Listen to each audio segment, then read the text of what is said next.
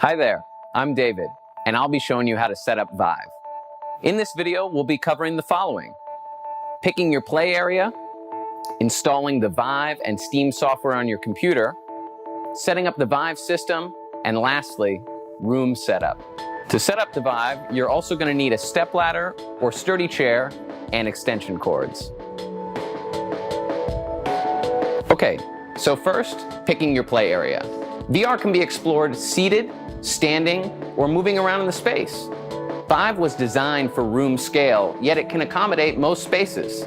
The important thing is to choose a place that works best for you. Here are a few ways you could configure your play area. Again, it needs to work for you and the space you have available.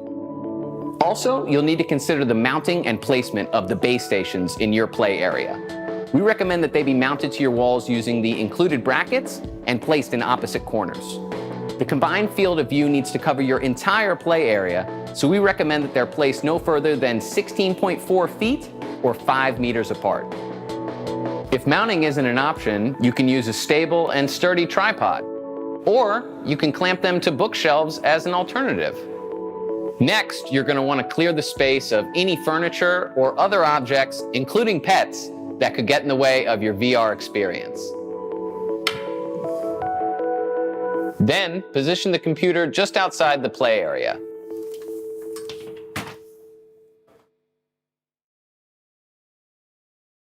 When you open the box, you should see the Getting Started document inside. It gives you a brief overview of what to do, as well as a list of items included in the box. Now on your web browser, go to htcvive.com/setup to download the Vive setup software. Follow the steps on screen to download the Vive and Steam software. This will take a few moments.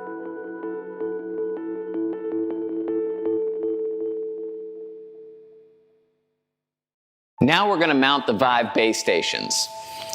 Take out the 2 base stations and power adapters and mounting brackets. Base stations should be mounted high above your head for accurate tracking. A minimum of 6.5 feet is recommended. Position them in opposite corners of your space. Secure one bracket at one corner of the play area. After securing the first wall mount, secure the other bracket at the opposite corner. Secure the base stations to the mounting brackets. Do not screw the base station all the way in, only enough to be stable and oriented correctly. Then, tighten the wing nut to the base station to secure it in place. Loosen the clamp. Angle the base stations around 30 to 45 degrees down to point towards your play area. Make sure it has an unobstructed view of the other base station. Fix the angle of the base station by tightening the cap back in. Connect the power cable to the base stations and remove the protective films. Plug in the power adapters to a power source. The base stations automatically turn on, and you should see the status light as green. You should also see 2 different letters, B and C, showing on their channel indicators. If B and C are not showing, press the channel button at the back of the base station to change the channel. If your room makes it impossible for the bases to see each other and the status light is purple, use the included sync cable to connect the 2 base stations. Then, set the base station that is labeled C to A by pressing the channel button at the back of the base station. Let's set up the Vive headset. We'll take out the headset, the link box,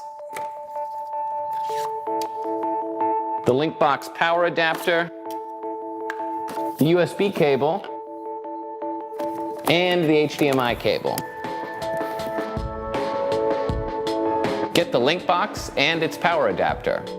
Plug the power adapter into an outlet and then into the link box. Connect the USB cable to the PC side of the link box. Then connect the other end to your computer's USB port. Connect the HDMI cable on the PC side of the link box. Then connect the other end to the HDMI port of your computer's graphics card. Now take the headset and remove the protective film from the headset lenses.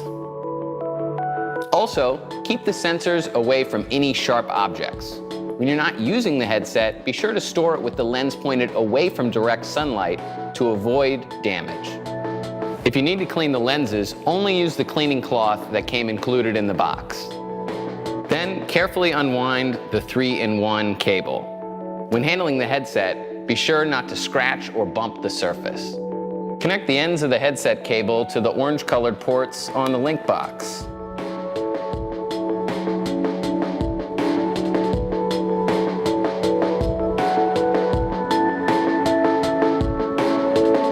Let's set up the Vive controllers. Turn on each controller by pressing the system button. The controllers are sufficiently charged out of the box, but if they don't power on, charge them using the controller's power adapter. It's time to define the boundaries of your play area using the Steam VR's setup. Click Launch Steam VR and check the tracking status of the Vive. You should see the Steam VR status widget on screen. You should see the icons for the controllers and base stations are green. Then, follow the instructions on screen to set up your play area. If you've selected a small play area or want to just play standing or seated, choose standing only. Otherwise, select room scale. Make sure your play area is cleared. You want to double check that the headset and controllers are still being tracked. This step will help you define your play area. So grab a controller, point it at the monitor, and press the trigger. Now we need to let the system know where the ground is. Place the controllers on the ground, and then click Calibrate Floor. You can watch the animation to give you a hint, but we will be basically tracing along the perimeter of your cleared play area.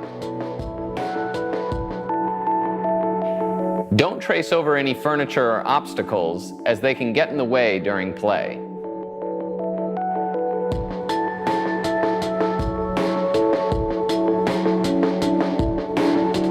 Now you're done defining the play area boundaries using room setup. Okay, that's it. You're ready to enjoy VR. Connect the earbuds or your own headphones to the Vive headset. For the best VR experience, it's recommended that you face away from your computer with the cables behind you. Have fun and see you when you get back.